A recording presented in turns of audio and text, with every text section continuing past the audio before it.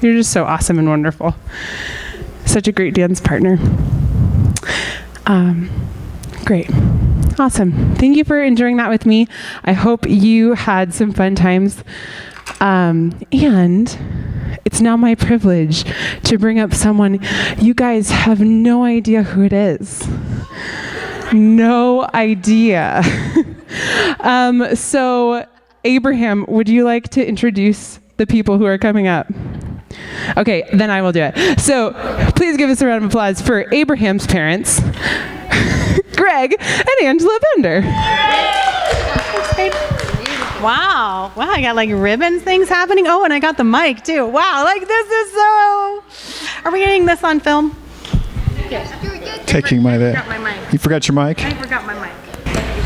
Happy St. Patrick's Day. Happy St. Patrick's Day. It's a good day. Super good day. Anybody know the history of St. Patrick for reals? I do. Yeah? I looked it up on Wikipedia. Yeah, but before that, before he was a missionary, he was a slave in Ireland, and he escaped and went to Great Britain, to England, and then returned as a missionary. And then drove all out the snakes, of course. So, yeah. I did not know that. Can't recall. Well, his full name or whatever? No, I don't remember. What's that? I'll let you pronounce that. Veggie Tales, it's on Veggie Tales. Is it Veggie Tales? Okay, that's hilarious. Hilarious. Okay, so we're going to have some sharing during our time together tonight. So what I'm going to do is just open it up for kids only if they want to share. Kids only. Kids only. This is kids only time to share. If you want to share something that happened in your week that you're super excited about, something maybe God's doing in your life. Something exciting that happened today or yesterday. Maybe something exciting that happened in the car today. While you were sitting next to your brother. Got it? Yeah. In the back seat. Aiden. Oh, St. Aiden's got something?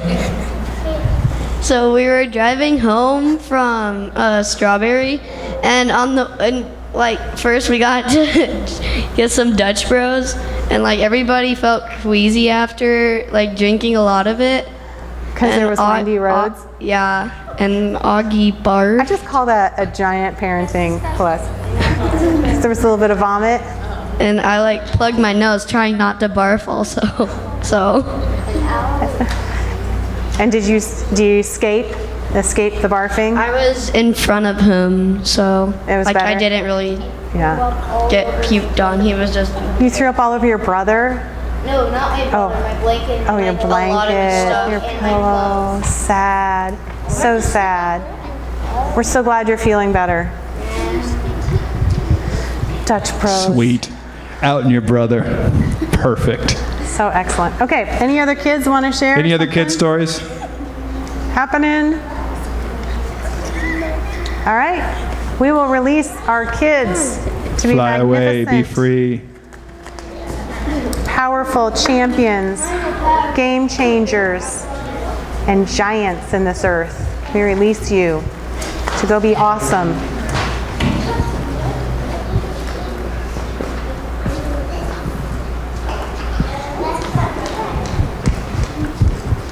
Christy, you have any little quick highlight you want to give us? You can do that when you come back if you'd like, or you can take a moment now.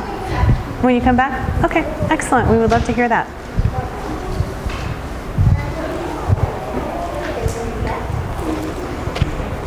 You guys know the story of Bethel very much, about Bill Johnson going to Bethel. Anybody know some of the background on that? You don't know? Bethel Church in Redding, California. So I don't know if I have the facts completely right. I actually was just reminded of them as I was sitting during worship. Super appreciate that, Jocelyn. And apparently, Bill just totally loved the community he lived in, which I can't remember where that... Yeah, Weaverville. Didn't really have any plans of moving, but then the Lord spoke to he and his wife, and they ended up going and checking out Bethel and Redding. and he said, I will not come here unless you guys really want revival and there's a unanimous vote yes for me. So there was, in the history of the church, a unanimous vote yes for him to come. And so they moved and did it. I don't know what it is either. It's just super exciting. And he proceeded to preach for the next 2 weeks, and a third of the church left. So, yeah. And then I think another percentage of them left, and I think within the first month and a half, maybe half the people left. So apparently they decided that they were not going to go in the direction that he wanted to go, or that they were going to go. And so that like changed it. And then they started building from there. And I just felt the Lord just encouraging me again on, I say this because sometimes I feel like the Lord sends me in directions that don't feel like they make a lot of successful sense. And I'm just actually glad that I'm choosing that kind of risk-taking life. I'm just glad. I'm glad to be doing that. And I feel like any of us who are here are a part of that and doing that. And so I just love that. So today is going to be a little bit about that. I was kind of, I wasn't unhappy, but I was just kind of like, really, Lord? Like, that's what we want to do this week? And he said yes. And so I felt like the Lord said, this is a week to take time to reflect on and to think about and share with each other what God has been doing in our lives. You can talk about what you feel like God taught you in Job. It can have to do with that. It can have to do with what I felt like specifically the Lord was encouraging us to reflect on is what he's kind of revealing in this space, in this time. So over the past year or two, because I felt like what he was wanting us to realize was how powerful tiny changes make in our lives. Like, we sometimes forget where we were 6 months ago, where we were a year ago, where we were 5 years ago. We forget who we were. Even people I talk to regularly, they're like, oh, I had a good friend. Some of you guys know Patty Hallbeck, and she's in Tennessee, and she's spoken prophetically over what God's doing here in Arizona many times. And she did a piano recital. She's a professor at the university, Dr. Patty, and she gave a recital, and it's the first recital, and she's in her 60s. Maybe, yeah, 60, anyway, sorry, Patty, if you see this, sorry.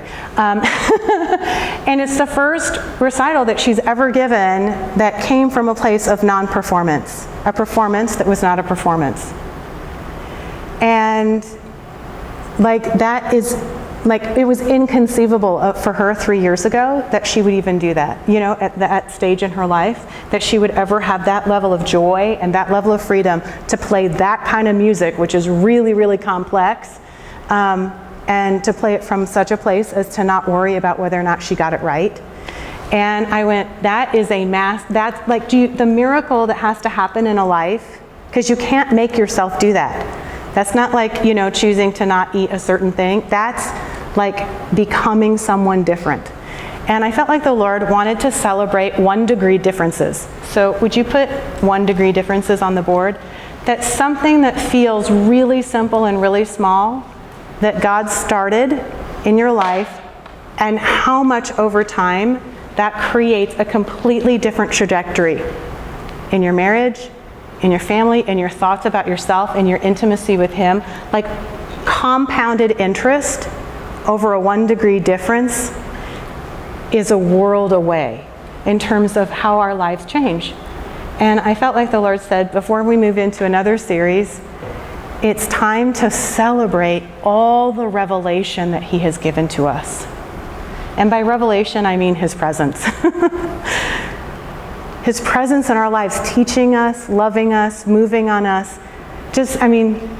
And I felt like in that, he wanted to just kind of celebrate himself and us and help us get a perspective on the compounded interest of how different our lives will be in the next year, in 2 years, in 10 years, because of simple perception changes that have occurred over the past couple years. Is that you? It's you. It is me. It's Dan's like, it's not me. Really? Are you sure it's not you? Okay, I'm just gonna, anyway. So, So you can get note cards if you're a writer and you need to think and process while other people share, or while, you can do anything you want. But I just want us to get comfy and share with each other. So let's take a couple minutes and we'll just think and process, and then as soon as someone's ready to start talking, we're going to talk. Yeah, you're ready. Yes! I love that about you. So good. I got a bunch of stuff, but I won't do it all at once. Okay, do a little bit and then we'll come back to you. So this is probably a few weeks ago. God just put on my heart, he's like, I was thinking about my kids, and he's like, I want to give you names for your kids. Like words, like a word, and so I prayed, and he said Aiden is the fire, Aiden is the brave, and he gave me words for Aiden, he gave me words for Ava, and he gave me one for August that was lamplighter. I don't really know what a lamplighter is. Yeah. But I wrote it down, and anyway, so last night we're watching the new Mary Poppins. Anybody seen that? So instead of chimney sweeps, they're lamplighters. Or the main guys there, right? And then they have the song that they sing called Trip a Little Light Fantastic. And so he's and they call themselves Learys. That's another word for lamplighter. And I'm looking at Augie and I'm listening to the song and I can't understand a word of their Cockney accent. So I got online and I look up the lyrics, and it's a great song. And I'll just read one little bit of it. A Leary loves the edge of night. Though dim, to him the world looks bright. He's got the gift of second sight. To trip a little light fantastic.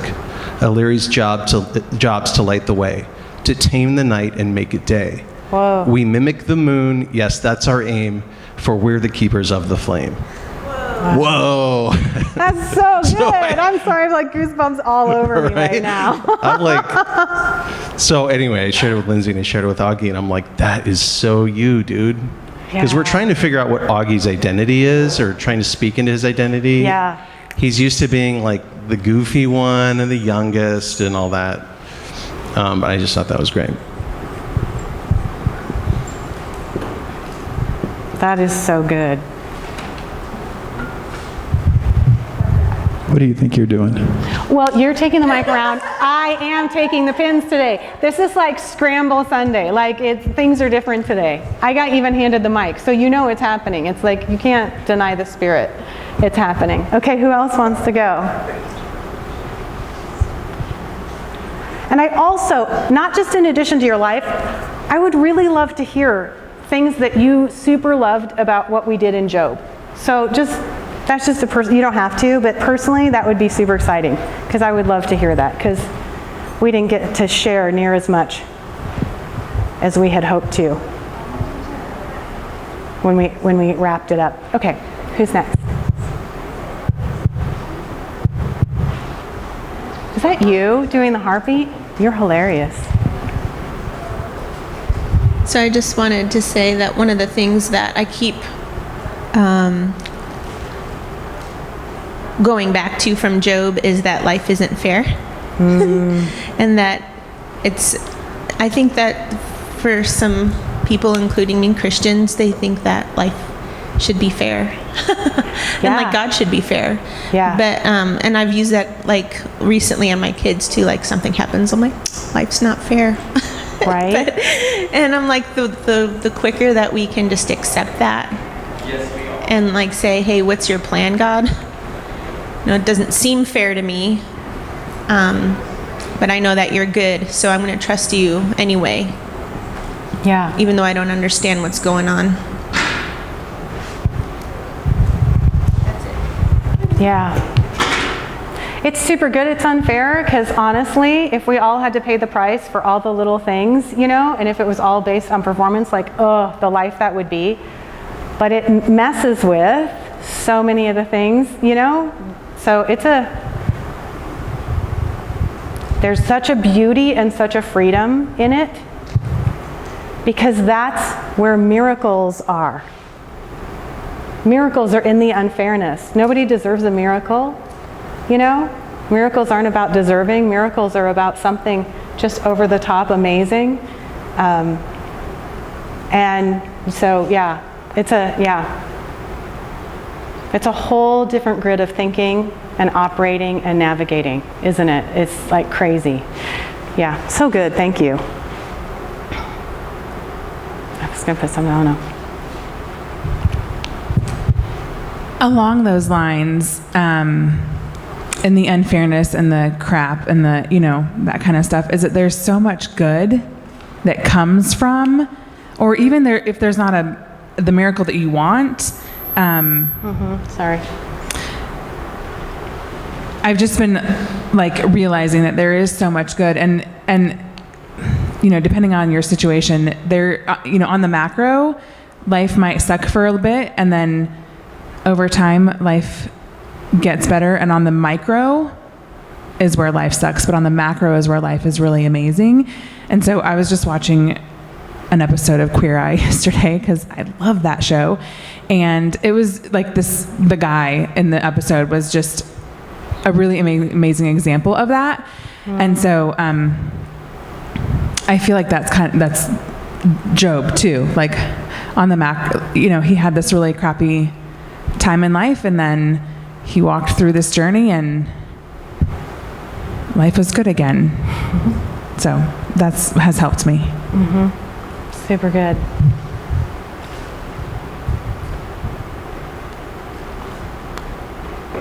Yeah, we're back. See, I'm pacing myself. I like it. I like it a lot. I didn't hear this in the last time you went through Job, and it's possible I missed it, but I did hear it the first time that I heard you speak on Job, and that was the Leviathan. And how there's the whole section in Job where God's talking about the Leviathan. He's like, I made him. He is much stronger than you are. And Leviathan, I think, was like the symbol of sin or Satan, I think, if I recall. And he's like, I made him, and he's really strong, and you think that you can handle him, and you think that you can, take him to the marketplace and put a leash on him and all this stuff. And he's like, no, you don't understand. You think you can have him as a pet? You think you can have him as a pet, and you can't. And where that connects with my life is how I, for a couple decades, treated a certain addiction like it could be managed.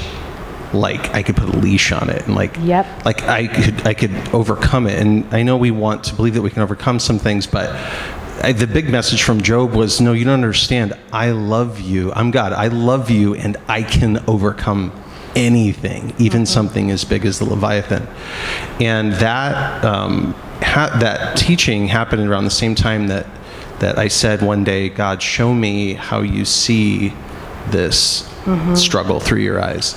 And it was instantly he delivered me from it. Wow. And it was like he just grabbed the Leviathan like it was a toy and just throttled it and threw it away. Wow. And so anyway, that was not from... did you teach about the Leviathan this time? I don't think. Not as much, and not that little piece. We were kind of, Yeah, anyway, that was cool. So thanks, yeah. That's so good. The can you keep it as a pet? Anyone want to comment on that?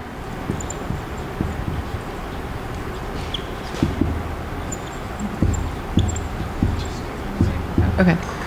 I mean, is anybody surprised that in that whole journey of God talking to Job that he introduces him to Jesus, the Holy Spirit, and Satan? Anybody surprised by that? I just thought that was a super cool, haven't read it anywhere else, kind of wow. So the Leviathan part was, he says, can you put a ring in its mouth? Can you carry it around with you? Can you keep it as a pet? And it says, do it and you rue the day, because you cannot keep sin, evil, hanging around your house and have it not crush you. It will crush you. I love also, Proverbs is kind of a little bit of a mystery, and I love that part about it. And so it says, to fear God is the beginning of wisdom. And people have thought I'm going to reinterpret fear as awesomeness and wonder, but it really isn't. It's really the fear of God is the beginning of wisdom. What you don't realize is that they're then translating that in the couplets and giving, it's like a puzzle piece. You have to fit the pieces together. And so it says, the beginning of wisdom is to hate evil. So they're trying to put, to fear God is to hate evil. So they're putting wisdom and hating evil together. And that's the piece that you're missing. So the beginning of your relationship with God is about learning how to really not tolerate evil, because it will take you down. And that's part of this, like, just tolerating a little bit of lies, just tolerating a little bit of, just a little, I'll just let it hang out. And it's going, wisdom is going, there is no amount of evil that isn't evil. So, super cool. Thanks for sharing that. That's so good. It shifts things. I mean, that was a huge, okay, so you had addiction, freedom, and that is a massive life change, if I'm understanding that right. Yeah. Wow, that's so cool. Yay, God. Yay. From the book of Job. You don't think of Job as having like some huge epiphany freeing, that changes your entire life. Transformative, right? For me, God is, he keeps going back to this theme of identity over and over. And as if anybody studies the Enneagram, my number, what my pattern is I look to other people to give me my identity. That's one of the downsides of my patterns. And hearing Job's friends really scared me straight because I realized that when you're basing your identity based on the good nature of people that want to give you their opinion but may not be from the Lord opinion, that's kind of a dangerous thing. And I kind of felt like that was the Lord was saying is have your friendships, love your friends. They're not the ones that get to bestow identity on you. Yeah. That's kind of going to make a shaky identity. That's huge. And it's not just me. I think other people do that too, but I'm really prone to it. And then this morning I was reading the daily Roar meditation that kind of keeps hitting on this, and he talks about building a strong container, which is a theme that we have. Oh, really? How cool. And when he says a container or identity, and I, like, for some reason the lights went on, that the container is the Lord building my identity, and that's the container. So he says the first task is to build a strong container or identity. The second is to find the contents that the container was meant to hold. And what we often do is jump to the second part and say, what's my purpose? What am I meant to do? What's my design? And to just focus on what's supposed to go in it. And the Lord right now for me is going, I really just want to talk about the container first and get that stable and strong, and I feel like that just built on everything that we've been talking about, but for some reason that's huge. I didn't get that the container was identity. Yeah. And that just kind of like the light bulb went on. That's huge. How cool.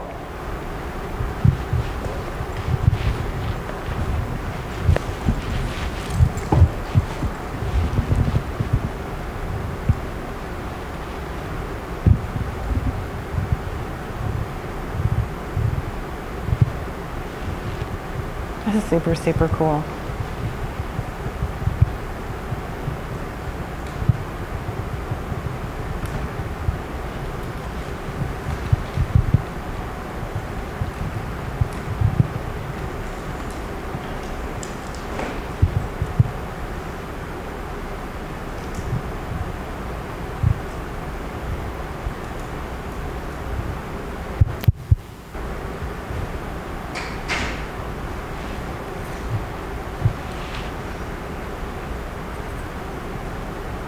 Did they get what they needed? Whoever they are, did they get what they needed? Did that all work out? Yeah. Excellent.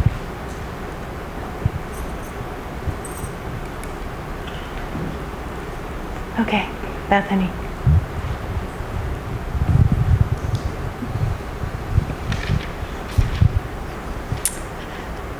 Okay, so this is something recent. Anyways, so 10 months ago-ish, I went through like a pretty devastating breakup, and I mean, just the way the Lord like healed me in that and like taught me so many things through that is like its own miracle. In this past week, so all of my friends like live in California and the school I used to go to. And so my friend, one of my best friends calls me, and she tells me that her and my ex-boyfriend are gonna start dating. And it was like a interesting moment. I'll bet it was. Yeah, we're like on the phone, and I'm just kind of like silent for a minute, and then I really think like this just shows like the way God has given me so much power in the past 10 months, because I just felt the need to bless her. I was just like, I know you don't need this from me, but I give you my blessing. I was talking to my mom about it afterwards, and we just realized like the reality of me being able to like bless someone with the thing that I like really held so close to my heart, and like the thought was mine to like bless it and give it to someone else. And me to feel so free in doing that is like so crazy. Like, and I tell people about it, and they're like, that doesn't actually make sense that you feel that way about their relationship. So I'm really excited. It's really fun for me to feel this way. That is really fun. That's amazing and so good.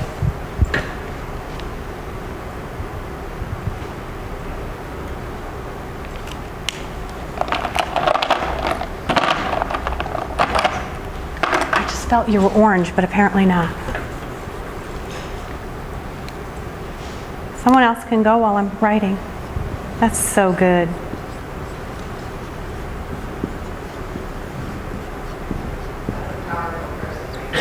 Yep.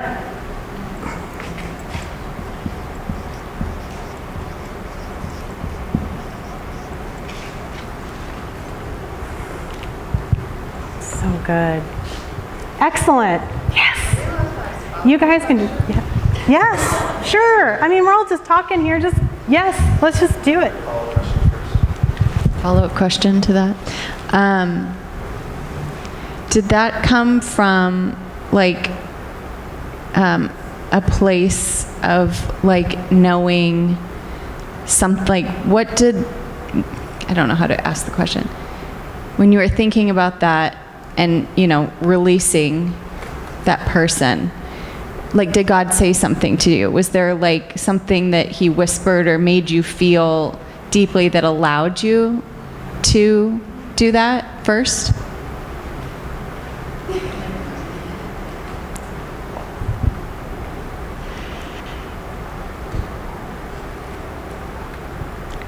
I don't think consciously at that moment I knew what it was, but as we kept talking, like as I continued having that conversation with her, and afterwards, I just felt this like, I really don't know how to explain it. It's just this like greatness of,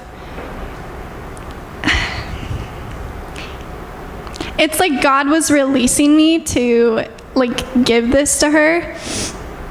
And by doing so, it was like making me a bigger person and making her a bigger person. And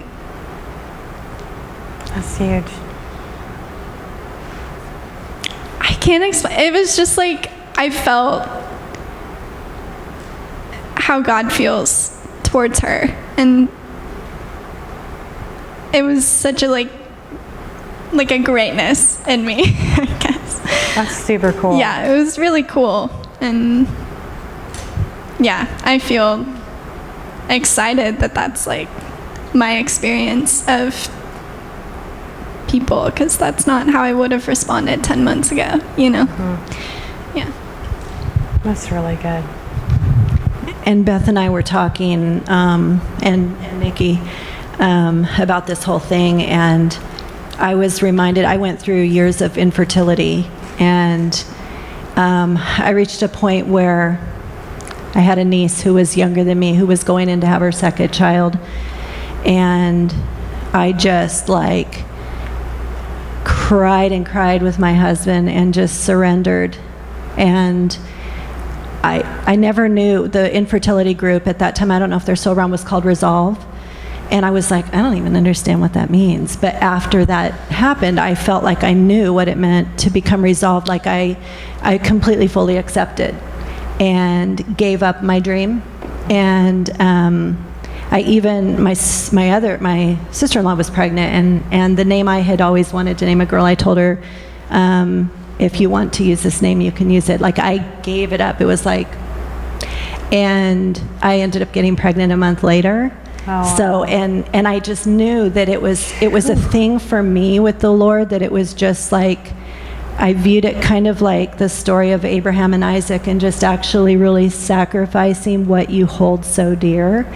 And so I was telling Beth that it was like her dream and what was going to be her future, she sacrificed, and she just laid it down and was like, I give it up. And in doing what she did with her friend, she just like sacrificed. And I said, God's gonna give back to you, so greatly in having done that. Not that he was waiting for her to do that or anything. I just think that when we can release things like that, we open ourselves up for blessing. So it was super cool. But I learned so much just from listening to her, because especially in the last 10 months, because God has done so many, just like day after day, like she'll tell me something else and I'm just like, and it's just really cool to hear. But personally, moving on to my own, what I've been going through, I can't really even put into words what I've been experiencing, other than that the Lord is just really showing me how many things in my life have affected me, that were spoken over me, from family members and even friends in my past, that I believed it all up until starting like 2 years ago, when it started getting broken down, and it was like this whole new concept that, wait a minute, you mean I'm not like that? And so it's been really cool just to have more than 1 degree difference, I guess. It's just like, I can't even, like, right? It's still not solid in my head. Yeah. And I'm just like little by little getting there, because I'm one of those that really thinks things over, and but once I believe it, I'm pretty passionate about what I believe. So it's pretty cool. That is so cool. Yeah, he's doing so many things right now that I'm just kind of like this all the time. So it's really neat. That is so awesome. Thanks for sharing that.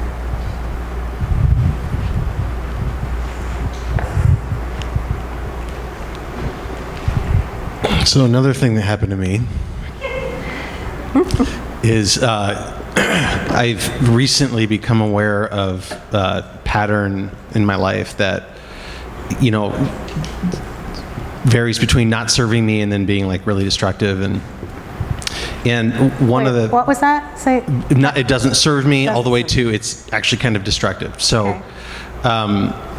And a core of it, or a part of it, was this idea that I don't really process emotion. Like, I process it well, but I don't process a lot. I don't have a lot of capacity for emotion. Like especially if you start adding on really complex, intense emotions like grief and anger and fear, and I liken it to like a pipe in my brain that's like really small, and you can only put so much through it, and then if you exceed the capacity of the pipe, that's when like the amygdala flips and I'm fight or flight, and all the patterns kind of play off of that.